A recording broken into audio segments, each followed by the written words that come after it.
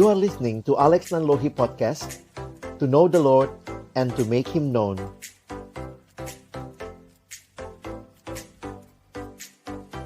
Malam hari ini dari berbagai tempat kami boleh bersekutu memuji memuliakan nama-Mu. Dan kami percaya ini semua adalah berkat karunia rahmat-Mu yang luar biasa bagi kami. Sebentar kami akan membuka firman-Mu. Kami mohon ya Tuhan, bukalah juga hati kami. Jadikanlah hati kami seperti tanah yang baik, supaya ketika benih firman Tuhan ditaburkan itu boleh sungguh-sungguh berakar, bertumbuh, dan juga berbuah nyata di dalam hidup kami. Berkati hamba-Mu yang menyampaikan, setiap kami yang mendengar. Tuhan, tolonglah kami semua, agar kami bukan hanya jadi pendengar-pendengar firman yang setia, tapi mampukan dengan kuasa dari Roh-Mu yang kudus, kami dimampukan menjadi pelaku-pelaku firman-Mu di dalam hidup kami, di dalam masa muda kami. Bersabdalah ya Tuhan, kami anak-anak-Mu sedia mendengarnya di dalam satu nama yang kudus, nama yang berkuasa, nama Tuhan kami Yesus Kristus. Kami menyerahkan pemberitaan firman-Mu. Amin. Saya langsung membawakan firman.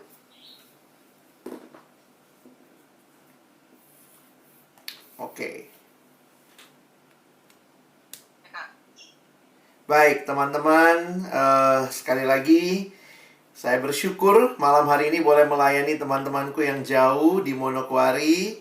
Manokwari ini saya belum pernah ke sana, tapi saya memahami juga dalam pelayanan di Perkantas secara nasional. Kami mendoakan, kami juga seringkali melihat begitu ya, kalau pas ada teman-teman yang berkunjung pelayanan baik dari Sulawesi Selatan maupun juga dari Jakarta, yaitu hal-hal yang kita syukuri bahwa kita boleh ada dalam satu pelayanan bersama ya, mengerjakan panggilan Allah di tengah-tengah kehidupan kita.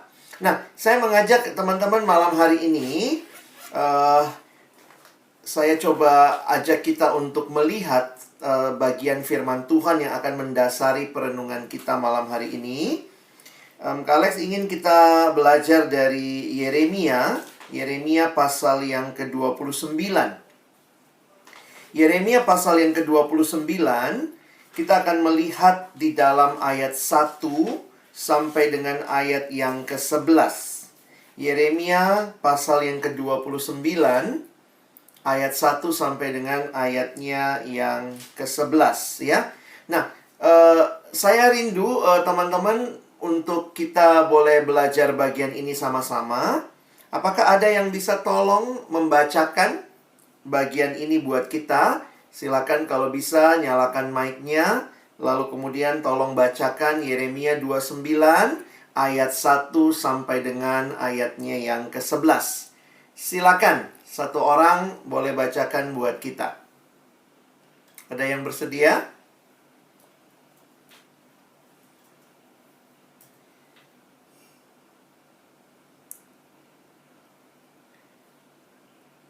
Apakah MC kita bisa tolong membacakan kalau ada Alkitab di situ? Yeremia 29 ayat yang pertama sampai dengan ayat yang ke-11 ya. Silakan. Beginilah bunyi firman Tuhan. Ayat yang pertama, beginilah bunyi surat yang dikirim oleh Nabi Yeremia dari Yerusalem kepada tua-tua di antara orang buangan, pada imam-imam, pada nabi-nabi, dan kepada seluruh rakyat yang telah diangkut ke dalam pembuangan oleh Nebukadnezar dari Yerusalem ke Babel. Itu terjadi sesudah Raja Yehoyakim beserta Ibu Suri, pegawai-pegawai istana, pemuka-muka Yehuda dan Yerusalem, tukang dan pandai besi telah keluar dari Yerusalem. Surat itu dikirim dengan perantaraan Elasa bin Safan dan Gemaria bin Hilkiah yang diutus oleh Zedekiah Raja Yehuda. Babel kepada Nebukadnezar Raja Babel. Bunyinya, beginilah firman Tuhan semesta alam, Allah Israel, kepada semua orang buangan yang diangkut ke dalam pembuangan dari Yerusalem ke Babel. Dirikanlah rumah untuk kamu didiami, buatlah kebun untuk kamu nikmati hasilnya. Ambillah istri untuk memperanakan anak laki-laki dan perempuan. Ambillah istri bagi anakmu laki-laki, dan carilah suami bagi anakmu perempuan, supaya mereka melahirkan anak laki-laki dan perempuan, agar di sana kamu bertambah banyak dan jangan berkurang.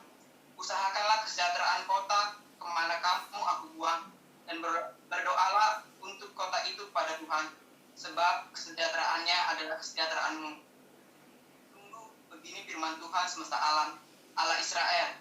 Janganlah kamu diperdayakan oleh nabi-nabimu yang ada di tengah-tengahmu, dan oleh juru-juru tenunmu. Janganlah kamu dengarkan mimpi-mimpi yang mereka mimpikan, sebab mereka bernubuat palsu padamu demi namamu, demi namaku. Aku tidak mengutus mereka, demikianlah firman Tuhan.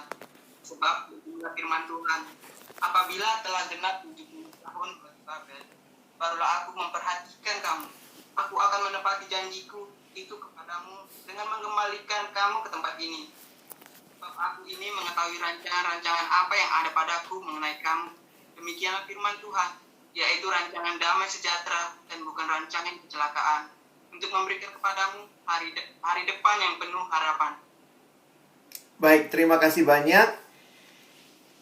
Teman-teman yang dikasihi Tuhan, tema kita malam hari ini adalah studiku, cita-citaku, dan COVID. Wah, ini ada COVID di dalamnya ya, bahwa realita bahwa COVID yang sebenarnya awalnya masalah kesehatan. Ada virus, tetapi kemudian ini menjadi bukan hanya masalah kesehatan. Telah menjadi global pandemik, sedunia mengalami, bahkan akhirnya sekarang jadi masalah pendidikan. Buktinya pendidikan kita terganggu karena tidak bisa dengan seperti yang diharapkan. Harus pembelajaran jarak jauh. Belum lagi kita melihat ini jadi masalah sosial. Banyak yang terdampak, kehilangan pekerjaan, bahkan tidak sedikit juga yang terinfeksi dan meninggal, dan keluarganya mungkin juga mengalami isolasi dan seterusnya. Ini juga masalah kerohanian, karena kita lihat akhirnya kita semua jadi ibadah online begitu ya. Dan ini juga tentunya masalah politik begitu ya. Saya pikir gejolak-gejolak politik di mana situasi ini dimanfaatkan untuk hal tersebut. Nah, malam hari ini kita ingin melihat bagaimana kita bisa membingkai apa yang terjadi ini. Di tengah-tengah jelas-jelas kita harus mengakui studi kita terganggu, cita-cita kita yang juga mungkin berharap, ada yang berharap lulus tahun ini mungkin tertunda, ada yang mungkin berharapnya juga untuk bisa bisa ujian skripsi, proposal, dan segala macam. Itu semua jadi harus berubah dengan begitu cepat. Dan realita bahwa di bangsa kita pun waktu kita bicara online, tidak semua tempat terjangkau dengan sinyal yang baik. Jadi bagi saya memang ini pergumulan yang tidak mudah. Berkali-kali dalam situasi seperti ini saya jadi banyak merenung, teman-teman ya. Bagaimana ya kita menyikapi hal-hal tersebut, hal-hal seperti ini, karena realitanya kita sedang berada di dalam sebuah situasi yang dialami oleh berbagai tempat di dunia ini. Nah, tapi saya ingin mengajak kita lihat firman Tuhan. Malam ini mungkin Kak Alex akan kasih prinsip saja, lalu nanti kita coba pikirkan beberapa hal sebagai aplikasi. Teman-teman, saya ingat ayat ini di dalam Alkitab Roma 15 ayat 4. Sebab segala sesuatu yang ditulis dahulu telah ditulis untuk menjadi pelajaran bagi kita. Supaya apa? Supaya kita teguh berpegang pada pengharapan oleh ketekunan dan penghiburan dari kitab suci. Nah, teman-teman perhatikan baik-baik ayat ini ya. Bagi saya pribadi, akhirnya saya melihat gitu ya, kekuatan kita ya datangnya dari firman Tuhan. Kita orang percaya, orang Kristen, maka coba lihatlah Alkitab kita. Gali apa yang ditulis di dalam Alkitab kita, karena itu jadi pelajaran buat kita, supaya kita teguh berpegang pada pengharapan, jadi tidak kehilangan pengharapan, dan ada penghiburan dari kitab suci. Nah, teman-teman, saya ingin ajak kita melihat anak muda ini, ya. Kalau kita tahu Daniel Mungkin kita tidak perlu membaca kisahnya karena kalian pasti sudah pernah dengar Daniel dibawakan, dikhotbahkan, pernah PA di dalam kelompok kecil mungkin, atau di gereja, atau mungkin juga di sekolah minggu kita sudah dengar cerita tentang Daniel. Lalu paling terkenal itu dia masuk gua singa, begitu ya. Nah, Daniel adalah salah satu yang dibawa oleh Raja Babel di dalam pembuangan. Ya, pada waktu itu Raja Babel menaklukkan Yerusalem, lalu kemudian Raja Babel yaitu Nebukadnezar membawa orang-orang Israel, ada yang dibawa ke pembuangan di Babel. Nah, teman-teman, kita mesti menghayati buat orang Israel itu dibuang itu sangat mengerikan buat mereka. Kenapa? Karena kalau kita lihat janji Allah kepada leluhur mereka, yaitu kepada Abraham, Allah berjanji bahwa melalui Abraham, keturunan di muka bumi akan mendapat berkat. Tetapi juga salah satu janji Allah kepada Abraham, aku akan memberikan tanah Kanaan. Ya, jadi ketika akhirnya mereka sudah masuk tanah Kanaan, tetapi kemudian mereka bandel, mereka tidak hidup sesuai kehendak Allah, lalu Allah buang mereka dari tanah Kanaan, dibuangnya ke Babel. Jadi sekali lagi buat orang Israel ini tidak mudah, karena mereka ingat janji Tuhan berkaitan dengan tanah. Nah, sehingga waktu itu kalau teman-teman memperhatikan, mereka dibawalah ya ke pembuangan di Babel. Nah, pada waktu itu juga ada termasuk 4 orang muda ini ya. Daniel, Hananya, Misael, dan Asaria. Ini termasuk yang dibawa ke pembuangan di Babel. Kadang-kadang kita hafalnya nama mereka, nama Babelnya gitu ya. Sadrak, Mesak, Abednego, itu nama Babelnya ya. Ini nama mereka aslinya, nama Israelnya Daniel. Lalu ini teman-temannya itu ya, Sadrak, Mesak, Abednego, namanya Hananya, Misael, dan Asaria. Nah, teman-teman kalau kita ingat ceritanya, ini unik sekali bagaimana Tuhan memberkati orang muda ini. Saya yakin yang dibawa orang muda bukan cuma 4. Pasti ada lebih dari 4 orang muda yang dibawa. Karena waktu itu kan dibawalah sebagai tawanan ke Babel. Tetapi cerita 4 orang muda ini bagi saya sangat luar biasa. Karena mereka punya iman yang membuat mereka bisa begitu bergantung kepada Allah dan menolak untuk ikut dalam penyembahan berhala. Karena kenapa? Makanan yang biasanya diberikan dari meja raja, menurut tradisi dalam tafsiran mengatakan biasanya sudah dipersembahkan dahulu kepada berhala. Mereka menolak, tidak mau makan dari makanan yang sudah dipersembahkan kepada berhala tersebut. Tetapi apa yang menarik, teman-teman? Mesti ingat ya, pada waktu itu, di zaman itu, konsep dunia itu konsepnya politeis. Politeis ya, jadi banyak Allah. Jadi misalnya kalau kamu di Kanaan, ya yang berkuasa di sini Allahnya Kanaan. Kalau kamu pindah ke Mesir, yang berkuasa Allahnya Mesir. Kamu pindah ke Babel, ya yang berkuasa Allahnya Babel, ya. Jadi pada waktu itu penghayatannya setiap Allah punya teritorialnya ya. Jadi kalau dia keluar dari teritorialnya itu Allahnya roaming gitu ya. Kena data tambahan begitu. Kalau saya menghayatinya, inilah yang menarik. Kenapa saya katakan menarik? Coba teman-teman lihat peta ini. Mereka itu dibawa dari Yerusalem, ya.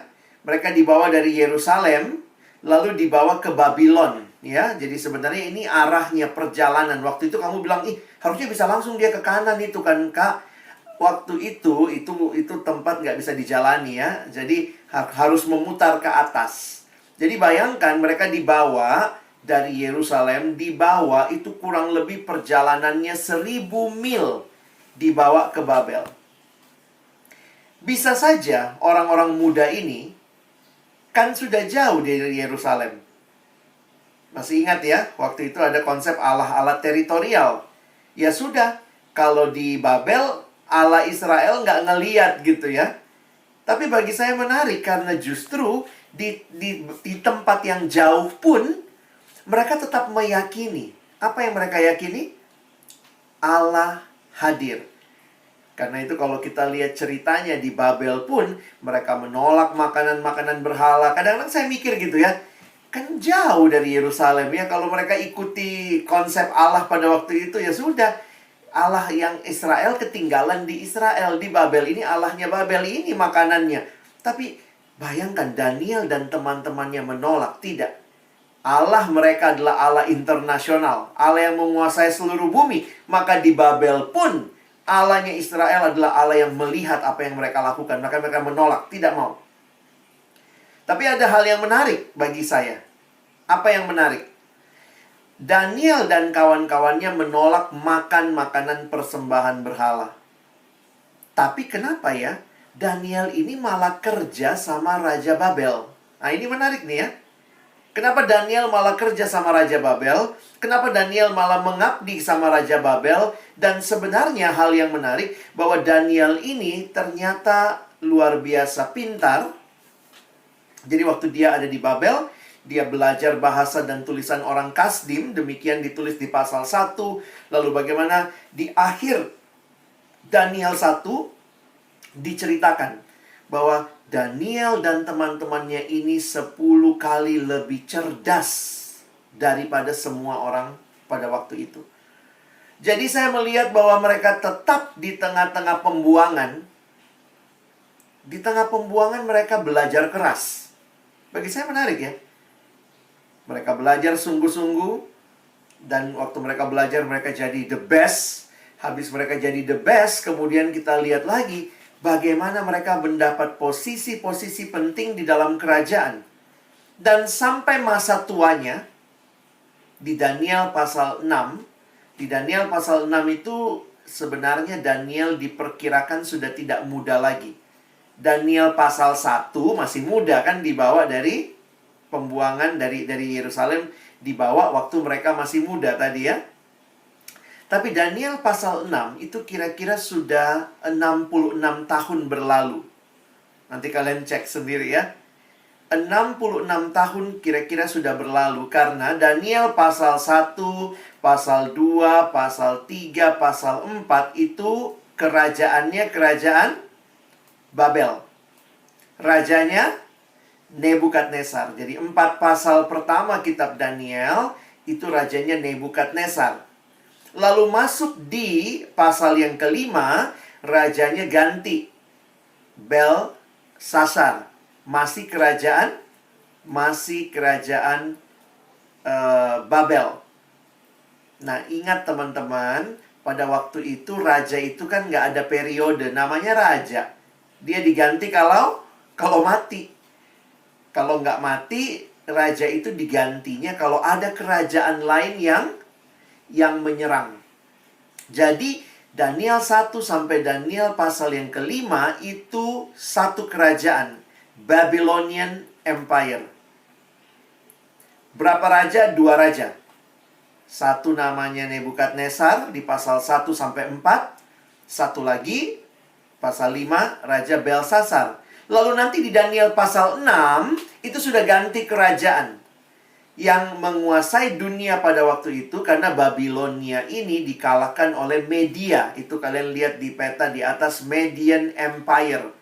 Jadi waktu itu kemudian kerajaan berganti jadi kerajaan Media Persia. Itulah Daniel pasal 6. Siapa rajanya? Darius. Jadi sudah ganti kerajaan, sudah ganti raja. Ganti kerajaan, tapi Daniel tetap dipakai. Bagi saya ini luar biasa ya. Daniel itu kan dibawa sama Nebukadnezar, Raja Babel. Tapi ketika kerajaan Babel ditaklukkan oleh Media Persia, bayangkan Daniel masih kepake, teman-teman. Masih dipakai di kabinet, kira-kira begitu ya. Sehingga bagi saya, luar biasa, pasti ada kualitas yang luar biasa dari seorang Daniel. Sehingga kalau teman-teman perhatikan, di dalam Daniel pasal yang ke-6, itu kira-kira sudah 66 tahun berlalu sejak Daniel pasal pertama. Jadi kira-kira nih, kalau Daniel pasal 1, Daniel yang masih muda itu dibawa oleh Nebukadnezar, kira-kira umurnya, kira-kira ya, 14 tahun. Maka Daniel di pasal 6, kitab Daniel yang masuk gua singa, itu Daniel umur berapa? 80 tahun. Wow. Tapi jangan bilang, oh gara-gara umur 80 pantas singanya sudah nggak doyan katanya ya. Singa sudah nggak mau, udah nenek-nenek ini ya baru masuk ke sana. Enggak, teman-teman ya. Di sini saya tetap melihat luar biasanya Tuhan berkarya, Daniel dipelihara umur 80 tahun. Imannya luar biasa. Dan juga apa? Kerjanya. Bagi saya menarik belajar Daniel ya, karena Daniel bukan nabi. Kalau kamu belajar nabi, pasti kamu bilang, ya itu nabi kak, pantas hidupnya bagus begitu. Itu memang nabi. Daniel ini PNB, bukan PNS, PNB, Pegawai Negeri Babel. Jadi Daniel ini birokrat gitu ya. Yang menarik adalah, lihat kesaksian Daniel pasal 6.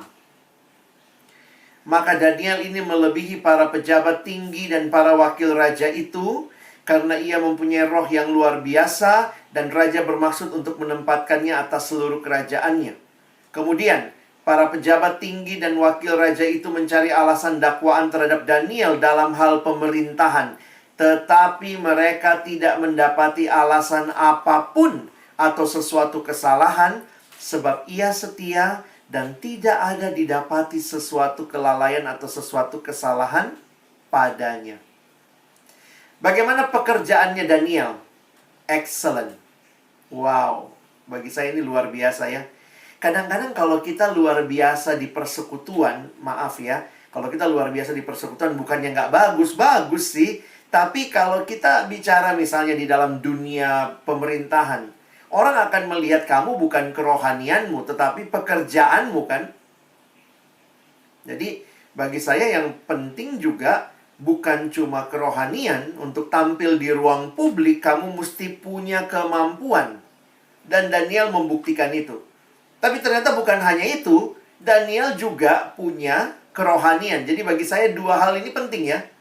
Kerohanian dan juga kualitas. Kualitas, kalau kita lihat Daniel, kualitas kerjanya dia.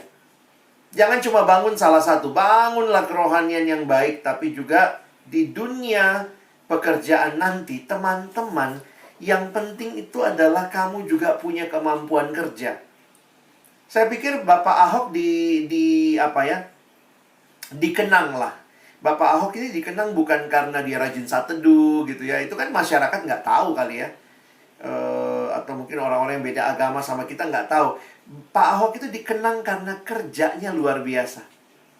Nah bagi saya nih, Daniel seperti itu tuh. Tidak ada kesalahan padanya. Maka perhatikan ayat 6. Nah ayat 6 ini justru dikasih lagi tambahan. Maka berkatalah orang-orang itu, kita tidak akan mendapat suatu alasan dakwaan terhadap Daniel ini, kecuali dalam hal ibadahnya kepada Allah. Inilah orang kalau sudah mengada-ngada ya.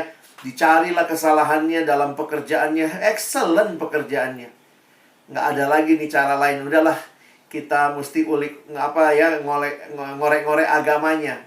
Dan akhirnya kita tahu ya, Daniel masuk gua singa bukan karena dia korupsi uang proyek, bukan. Daniel masuk gua singa bukan karena dia tidak kerja dengan baik, bukan. Tapi karena dia menyembah Allah. Satu hari 3 kali Daniel naik ke ruang atas, lalu dia berdoa menghadap Yerusalem. Ingat teman-teman, itu bukan kiblat ya, makanya Daniel menghadap Yerusalem. Mengapa Daniel berdoa menghadap Yerusalem? Karena orang Yahudi di pembuangan selalu menunggu kapan Tuhan kami kembali ke Yerusalem. Dan ingat, berapa lama pembuangan? 70 tahun. Tuhan bilang, 70 tahun dulu kamu di Babel, baru saya akan bawa kamu kembali ke Yerusalem. Nah, jadi teman-teman, bagi saya menarik memperhatikan hidupnya tokoh Daniel ini sampai masa tuanya dia bersinar. Kenapa? Karena sebenarnya masa mudanya pun dia berjuang sungguh-sungguh. Daniel itu belajar bahasa dan tulisan orang Kasdim. Jadi teman-teman, kalau hari ini kita bicara studi, cita-cita, saya pikir sih cita-cita yang besar, kita mau jadi apa, mau memberkati bangsa ini, biasanya orang bilang begitu ya. Itu tuh bukan proses satu malam. Itu proses seumur hidup. Bagi saya yang menarik melihat tokoh Daniel, dia teruji sampai tua. Bayangkan ya, sudah nenek ini, 80 tahun. Tapi imannya luar biasa, kerjanya pun luar biasa, sehingga orang tidak bisa menyalahkan apa-apa. Teman-teman, sekarang kenapa saya bahas ini? Karena kan kita ini dalam sebuah realita yang gak mudah. Teman-teman dan saya syukur-syukur lah ya, kita masih ada di negara yang kita kan gak dibuang di bangsa ini. Ada yang merasa dibuang di bangsa ini? Saya pikir enggak lah ya, kita ditempatkan Tuhan. Kita suka bilang, oh Tuhan punya rencana menempatkan saya di bangsa ini. Jangan lupa, Daniel dan teman-temannya sedang dibuang ke Babel. Kenapa di tengah-tengah pembuangan itu, Daniel mau terlibat kerja di Raja Babel? Sampai terlibat lagi kerja di Raja Media Persia, Raja Darius yang pasal 6 ini. Itu yang terus menjadi pertanyaan saya ya. Apa yang bikin Daniel ini sungguh-sungguh ya? Dia sungguh-sungguh studi, dia punya keterlibatan yang besar begitu ya. Ini kan bangsa kafir ini. Tapi akhirnya saya jadi ingat satu kalimat begini ya. Ada orang yang suka bilang, janganlah terlalu Kristen kamu. Nanti kalau kamu terlalu Kristen, terlalu kelihatan agamamu, nanti nggak dipakai kau di bangsa ini, gitu ya. Saya pikir sih, kalian karena di Papua, mungkin lebih apa ya, ya sama mayoritas lah orang Kristen. Tapi mungkin kalau di Jawa, orang suka kasih nasihat itu, hati-hati, jangan terlalu kelihatan. Nah, udah kita jadi Kristen yang biasa-biasa saja. Tapi bagi saya, kita nggak bisa menyembunyikan identitas keagamaan kita. Karena kalau itu betul-betul kita hidupi, itu melekat. Ya, orang nggak bisa bilang gitu ya. Karena itu menyatu dengan kehidupan kita. Nah, waktu saya mencoba menggali, apa sih yang mendasari Daniel begitu rupa? Berjuang, terlibat, dia sungguh-sungguh di tengah bangsa Babel. Waktu itu dia lagi di Babel ya. Apa sih yang mendasari dia untuk benar-benar berjuang? Saya memahami yang mendasari itu adalah firman Tuhan. Loh, kok bisa gitu ya? Dari mana kita simpulkan dasarnya itu firman Tuhan? Sebenarnya itulah yang dibaca tadi di awal ya. Surat Nabi Yeremia di dalam Yeremia 29 ayat 1 sampai 11. Sedikit konteks kalau kalian belajar kitab Yeremia. Sebenarnya pada waktu itu orang-orang yang ada di pembuangan itu ada dua kelompok. Ada satu yang dipengaruhi nabi palsu, satu yang dipengaruhi nabi yang benar. Yang dipengaruhi nabi palsu itu bilangnya apa? Sudahlah, kita tuh dibuang sama Tuhan paling 2 tahun. Habis itu Tuhan bawa kita kembali ke Yerusalem. Jadi ini nabi palsu. Nabi palsu selalu bilang, tenang, kita nggak lama di Babel. Kita akan langsung dikembalikan setelah 2 tahun Tuhan akan bawa kita kembali. Padahal Tuhan bilang apa? Aku akan buang kamu 70 tahun. Jadi bayangkan, pesannya nabi yang sesungguhnya 70 tahun.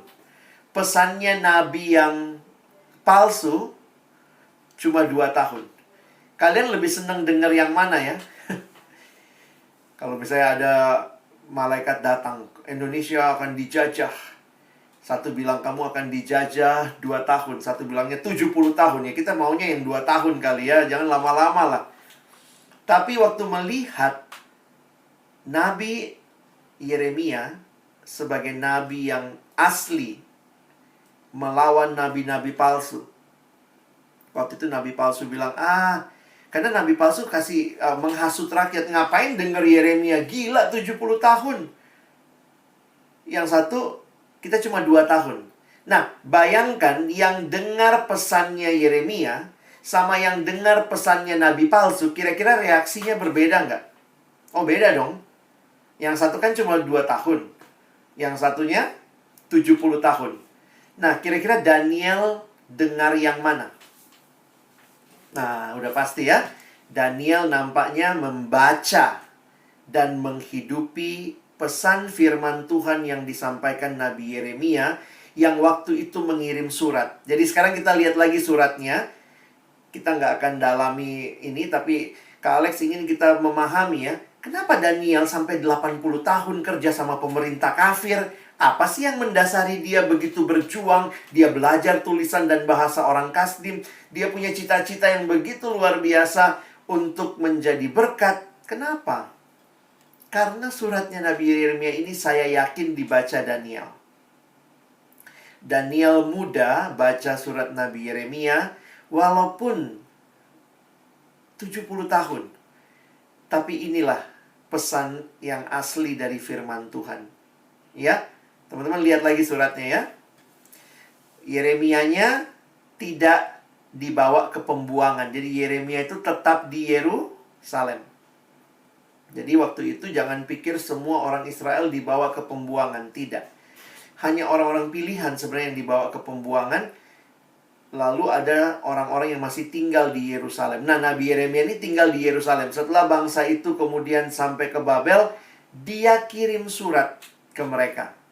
Nah, suratnya itu kepada tua-tua dari antara orang buangan. Jadi ternyata di pembuangan tuh tetap ya mereka punya tua-tua, mereka punya imam-imam begitu ya, ada nabi gitu ya. Nah, kepada imam, kepada nabi, kepada seluruh rakyat yang telah diangkut ke dalam pembuangan oleh Nebukadnezar dari Yerusalem ke Babel. Nah, kita lihat apa isi suratnya. Suratnya ini kan nggak dikirim pakai JNE gitu ya, nggak dikirim pakai tiki, dikirim lewat orang. Jadi orangnya waktu itu yang disuruh bawa surat ini adalah Elasa bin Safan dan Gemaria bin Hilkia yang diutus oleh Sedekia Raja Yehuda ke Babel kepada Nebukadnezar Raja Babel. Bunyinya, beginilah firman Tuhan Allah semesta alam kepada semua orang buangan yang diangkut ke dalam pembuangan dari Yerusalem ke Babel. Lihat pesannya. Dirikanlah rumah untuk kamu diami, buatlah kebun untuk kamu nikmati hasilnya.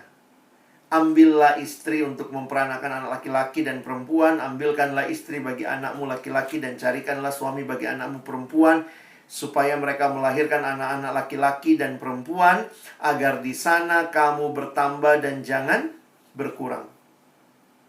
Kenapa pesannya ini? Ini apa sih artinya? Dirikan rumah, buat kebun, karena kamu akan tinggal lama di Babel. Dengar kalimat Kak Alex ya. Kamu akan tinggal lama di Babel. Jadi lakukanlah hidup pekerjaanmu sehari-hari. Bikin rumah. Nah, yang nabi palsu, karena cuma 2 tahun, mereka bikin apa? Cuma bikin kemah. Mereka bikin apa? Nggak bikin kebun. Beli aja. Cuma 2 tahun kita di sini.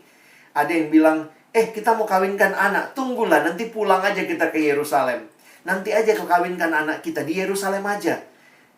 Tapi suratnya Nabi Yeremia, ini perspektifnya 70 tahun. Karena itu Yeremia bilang apa? Tinggallah kau di situ. Bikin rumah. Jangan cuma tinggal di tenda.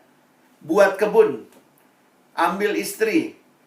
Ambil untuk anak laki-lakimu. Akhirnya apa? Kawinlah kamu. Jangan tunggu nanti 2 tahun waktu kita pulang ya. Nah, dari sinilah kemudian ini ayat yang terkenal yang suka kita pakai ya kalau hari doa puasa nasional misalnya. Usahakanlah kesejahteraan kota kemana kamu aku buang. Kamu lagi dibuang di Babel, usahakan kesejahteraan Babel. Dan berdoalah untuk kota itu kepada Tuhan, sebab kesejahteraannya adalah kesejahteraanmu. Makanya Tuhan kasih ingat lagi nih, lihat suratnya. Sungguh, janganlah kamu diperdayakan oleh nabi-nabimu. Yang ada di tengah-tengahmu ini nabi palsu, juru tenungmu. Janganlah kamu mendengarkan mimpi yang mereka mimpikan, sebab mereka bernubuat palsu. Aku tidak mengutus mereka, kata firman Tuhan. Mereka bilang 2 tahun, 2 tahun. Nah ini, Tuhan bilang, aku bilang nih, apabila telah genap 70 tahun, barulah aku perhatikan kamu. Karena janjiku 70 tahun, kamu bandel ya, makanya dibuang 70 tahun. Aku akan menepati janjiku kepadamu dengan mengembalikan kamu ke tempat ini. Kemana? Ke Yerusalem setelah 70 tahun. Baru ayat 11. Ayat ini kita suka kasih kalau orang ulang tahun ya. Sebab aku ini mengetahui rancangan-rancangan yang ada padaku mengenai kamu, demikianlah firman Tuhan, yaitu rancangan damai sejahtera, bukan rancangan kecelakaan, yaitu memberikan kepadamu hari depan yang penuh harapan. Tetapi setelah 70 tahun. Hati-hati kasih ayat ini untuk ulang tahun orang ya. Karena konteksnya sebenarnya rancangan damai sejahtera itu setelah 70 tahun. Ya, memang ini untuk konteks Israel pada waktu itu. Teman-teman, kalau kamu jadi Daniel, baca surat ini, kira-kira responmu apa? Saya pikir karena surat ini, Daniel nampaknya bekerja, sebelum bekerja dia belajar dulu ya. Waktu saya perhatikan Daniel pasal 1 kok luar biasa. Dia belajar sampai dikatakan dia 10 kali lebih cerdas. Lalu kemudian dia bisa begitu rupa. Di sini saya melihat ya, apa yang kamu yakini sebagai panggilan Tuhan, itu kamu yakini dalam imanmu, itu akan nampak dalam usahamu. Itu akan nampak dalam kerja kerasmu. Sekali lagi teman-teman, tidak ada satupun dari kita yang sedang dibuang di bangsa ini. Kita ditempatkan di bangsa ini. Kalau Daniel saja yang dibuang, harus mengusahakan kesejahteraan kota di mana dia dibuang, maka saya pikir kita pun harus berjuang dengan ayat ini ya. Usahakanlah kesejahteraan kota kemana kamu aku buang. Sekarang pertanyaan ke Alex begini. Kalau kamu mahasiswa, bagaimana kamu mengusahakan kesejahteraan kota? Belajar. Kalau kamu alumni, bagaimana kamu mengusahakan kesejahteraan kota? Bekerja dengan baik. Jadi akhirnya saya melihat gitu ya, bekerja, belajar, itu didasari kepada iman kepada Tuhan yang kita tahu memanggil kita untuk jadi berkat di mana kita hadir. Ada 2 hal di sini. Kita suka bilang ora et labora. Karena yang pertama, usahakanlah kesejahteraan kota. Tapi yang kedua, berdoalah untuk kota itu. Teman-teman, kalau gara-gara pandemi kita jadi malas belajar, sudahlah. Buat saya begini, iman kita itu akan mewujud nyata bahkan dalam semangat belajar kita. Jadi kalau orang malas, kadang-kadang saya pikir ya, salah satu yang dia tidak sadari, dia tidak menyadari bahwa ini adalah panggilan Tuhan buat dia. Di Indonesia tidak semua orang bisa jadi mahasiswa. Jadi mahasiswa di bangsa ini itu masih hak istimewa. Karena hanya kurang lebih 8% dari 260-an juta penduduk yang bisa kuliah. 8%. Lalu bayangkan dari yang 8% itu, yang Kristen itu pasti 10%-nya lagi. Lalu yang Kristen sungguh-sungguh, ini 10%-nya lagi. Kristen sungguh-sungguh yang ikut PMK, Pelma, yang ikut pelayanan mahasiswa, lebih 1/10-nya lagi. Kan kalian bisa lihat lah ya, kayak di Manokwari kan pasti banyak orang Kristen begitu ya. Yang mahasiswa Kristen banyak. Yang mahasiswa Kristen yang sungguh-sungguh, berapa banyak? Yang sungguh-sungguh lalu ikut PMK, berapa banyak? Yang sungguh-sungguh ikut PMK, ikut kelompok kecil, berapa banyak? Kita itu sebenarnya orang-orang pilihan, teman-teman. Kita itu tersaring dari saringan. Karena itu waktu saya mencoba merenungkan tema ini, kamu kenal nggak Allahmu? Kalau kamu kenal Allahmu, kamu kenal bahwa ini Allah, Dia adalah Allah yang memilih kamu. Pertanyaannya adalah, gimana semangat belajarmu? Bagaimana upayamu? Bahkan di saat susah. Saya harus katakan tidak ada dari kita yang sudah pernah alami ini kan. Semua kita baru dalam situasi ini. Jadi nggak ada yang sudah, saya dulu pernah juga kayak begini. Nggak ada yang tahu ya. Tapi saya mau menantang kita sama-sama untuk berpikir serius. Jangan menyerah. teruslah miliki cita-cita. Itu adalah bukti dari iman kita. Kalau kamu mau jadi berkat, berarti kamu mau give the best. Kalau kamu mau give the best, bagaimana kamu belajar? Kak, lagi pandemi, sinyal susah. Cari cara. Kadang-kadang saya mikir gini ya, manusia ini kita dari lahir itu manusia pembelajar. Coba lihat, ingat waktu dari kamu lahir, belajar merangkak, belajar duduk, belajar jalan, belajar mengobservasi sekitarmu, belajar membaca, belajar. Sebenarnya manusia itu, jadi gini ya, kalaupun nggak ada sekolah, maaf ya, kalau misalnya Kak Alex, saya bukannya meragukan sekolah, tapi sebenarnya begini, kalaupun tidak ada sekolah, bayangkan 5 tahun pertama kehidupan manusia itu belajar. Dan itu natural sekali. Belajar duduk, belajar merangkak, belajar jalan, belajar kenal, belajar ngomong papa, mama. Sebenarnya manusia ini pembelajar sebelum atau ada sekolah, nggak ada sekolah. Manusia pada dasarnya adalah pembelajar. Nah, memang ada yang bilang begini ya, secara teori pendidikan, jangan-jangan sekolah ini mematikan proses belajar. Dan itu terjadi. Ketika pandemi seperti ini, kampus-kampus tertentu nggak bisa, sinyalnya nggak bagus, banyak mahasiswa berhenti belajar. Nah, bagi saya ini jadi evaluasi bagi sistem pendidikan kita. Jangan-jangan pembelajaran kita itu dibikin bergantung kepada kampus, bergantung kepada ruang kelas. Harusnya pembelajaran itu adalah kehidupan yang kita jalani. Jadi, kalau orang bilang, iya Kak, susah sekali sekarang belajar, susah sekali sekarang belajar. Saya jadi mikir gitu, harusnya sih kita bisa belajar tanpa sekat-sekat itu ya. Bagaimana caranya? Ya alam ini tempat kita belajar. Mungkin ada yang bilang, tapi gimana Kak, realitanya susah. Mungkin kalau susah ya, ini saya sekali lagi ya, susah sinyal, susah apa, bukalah buku-bukumu lagi, atau buka catatan kuliahmu, buka catatan di handphonemu misalnya tentang kuliah tahun lalu yang sudah kau lulus, pelajari lagi gitu. Namanya belajar itu bisa diulang-ulang. Kalau sinyalmu bagus, jangan cuma nonton drama Korea, buka YouTube, gali, belajar, baca, download artikel.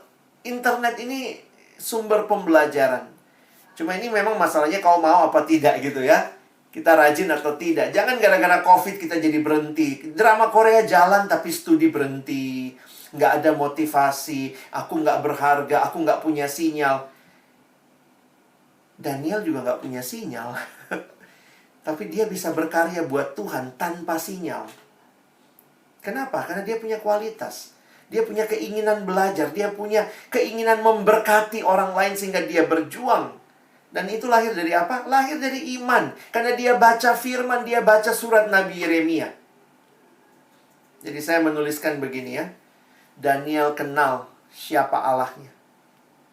Dan karena dia kenal Allahnya, dia hidupi kehidupan yang excellent. Nah, teman-teman, ingat ayat ini ya. Keberhasilanmu dalam studi, cita-cita juga akan terjadi kalau kamu tinggal di dalam Tuhan. Diingatkan lewat ayat ini, di luar aku kamu tidak dapat berbuat apa-apa. Ini kalimat Yesus kepada murid-muridnya. Akulah pokok anggur, kamulah ranting. Di luar aku kamu tidak dapat berbuat apa-apa. Nah, pertanyaannya, kalau saya balik. Kalau kamu dan saya di dalam Yesus, kita tinggal dalam Dia, masa sih kita nggak bisa buat apa-apa? Kan yang nggak bisa apa-apa di luar Dia. Di dalam Dia harusnya ayo buat apa-apa. Kira-kira gitu kali ya. Jangan menyerah. Dan kiranya ini menolong kita untuk menghidupi kehidupan yang bergantung kepada Tuhan. Ilustrasi roda menggambarkan kehidupan kita. Kristus di pusat hidup. Bangun relasi dengan Tuhan vertikal. Bangun relasi dengan sesama. Itulah yang Tuhan mau dari hidup kita. Saya tutup dengan satu cerita. Satu pagi saya datang ke kantor di pelayanan perkantas di Jakarta. Waktu itu beberapa tahun yang lalu, ada satu adik mantan staff. Waktu itu dia masih staff. Dia pagi-pagi dia datang sama saya, lalu dia bilang gini, Kak Alex. Dia seorang perempuan. Dia tinggal, dia ngekos. Orang tuanya di daerah. Dia kos, lalu di kosan itu dia biasalah punya akuarium kecil di dalam kamar ya. Pelihara ikan mas. Tiba-tiba pagi-pagi dia bilang, "Kak Alex, tahu nggak? Tadi malam ikan mas saya bunuh diri." Saya bilang, "Kok bisa?" Oh, dia bilang, "Iya, ternyata pagi-pagi dia ketemu ada 2 ekor ikan masnya yang lompat keluar dari dalam akuarium." Lompat keluar dari dalam akuarium dan mati tergeletak ya. Dan setelah kami diskusi, kita agak-agak bercanda, ini mungkin ikan mas yang nggak disetujui cintanya sama orang tua kali ya. Pakai lompat dia berdua. Tapi akhirnya kesimpulan kami sederhana. Ikan itu paling butuh air. Ikan itu bebasnya di mana? Di dalam air apa di luar air? Mungkin di luar air kelihatannya lebih luas, bisa lompat-lompat dia. Tapi sebenarnya di dalam air yang terbatas itu, itulah kebebasan dia yang sejati. Jadi, waktu kita melihat hal ini, kita renungkan. Malam ini saya ingin menantang kita semua. Kamu masih ada dalam Tuhan kah? Di dalam Dia ada kebebasan sejati, kebebasan untuk berbuat apa yang Tuhan mau. Memberkatimu dengan kesempatan studi, kesempatan belajar, cita-citamu. Biarlah COVID ini tidak membuat kita menyerah, tapi COVID ini menjadikan kita lebih rindu tinggal dalam Tuhan. Yang sekarang lagi bolong-bolong saat teduhnya di kampung, mulai nggak saat teduh, ayo saat teduh lagi. Yang mulai malas-malas, ayo semangat lagi. Dan kiranya waktu imanmu dibakar lagi oleh Tuhan, kamu pun akan mau memberkati orang lain. Belajar sungguh-sungguh. Belajarnya, aduh kampus tutup. Kalau kampus tutup lalu kamu nggak belajar. Terus belajar. Kadang-kadang dosen kasih tugas kita belum mengerti. Coba berjuang. Kalau kita aja bisa berjuang cari drama Korea, di mana lagi downloadnya? Di mana lagi downloadnya? Game online, di mana? Bagaimana mainnya? Gimana caranya? Buka YouTube, lihat hints-nya. Bagaimana jalannya supaya cepat? Kadang-kadang pertanyaannya untuk studi kita rela nggak ya berjuang keras dan mengupayakan yang terbaik?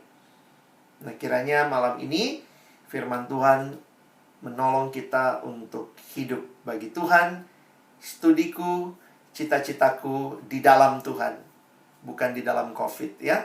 Tuhan berkati semua. Silakan kalau ada yang mungkin ingin ditanyakan.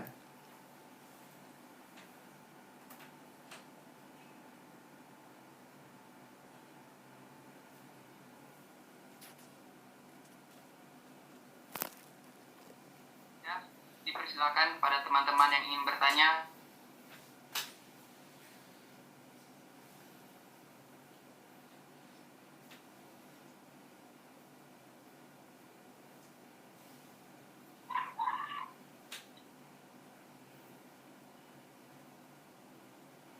Apakah ada yang mau tanya? Silakan, boleh ketik, boleh langsung buka mic-nya mungkin.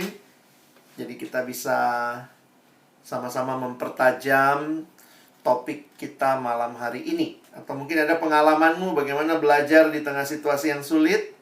Silakan.